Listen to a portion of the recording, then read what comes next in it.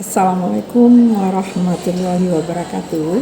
Sebelum kita melanjutkan perkuliahan kita tentang teknik-teknik yang dipakai di dalam proses bimbingan konseling, ada hal-hal mendasar yang perlu dikuasai oleh mahasiswa. 3 hal pokok antara lain bagaimana sikap dalam hubungan konseling, kemudian bagaimana kemampuan dasar dalam hubungan konseling, dan berikut beberapa hal praktis dalam hubungan konseling. 3 hal itu sangat penting dipahami oleh calon konselor, sehingga nanti ketika calon konselor memahami hal-hal pokok tersebut, maka pelaksanaan konseling akan bisa dilakukan dengan lebih baik. Sikap dalam hubungan konseling yang dimaksud, yang pertama itu adalah keyakinan konselor tentang hakikat manusia. Yang kedua, sikap konselor selama menerima klien dan dia harus bisa menerima klien apa adanya. Yang ketiga, sikap penuh pengertian terhadap klien.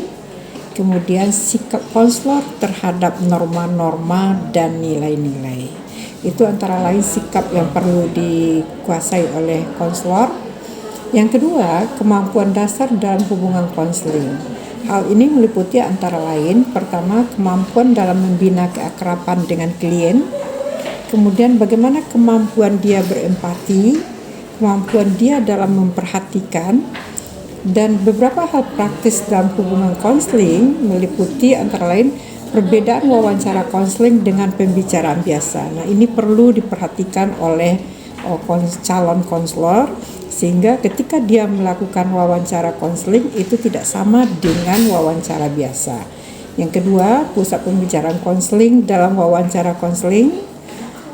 Siapa yang menetapkan pokok pembicaraan dalam wawancara konseling, kemudian masalah klien yang perlu kita bahas, dan tidak membangkitkan reaksi pertahanan diri pada klien, dan sikap konselor jika kata-kata yang kurang tepat terlanjur dipakai oleh konselor. Nah, itu beberapa hal yang perlu diperhatikan sebelum kita masuk ke dalam proses konseling itu sendiri.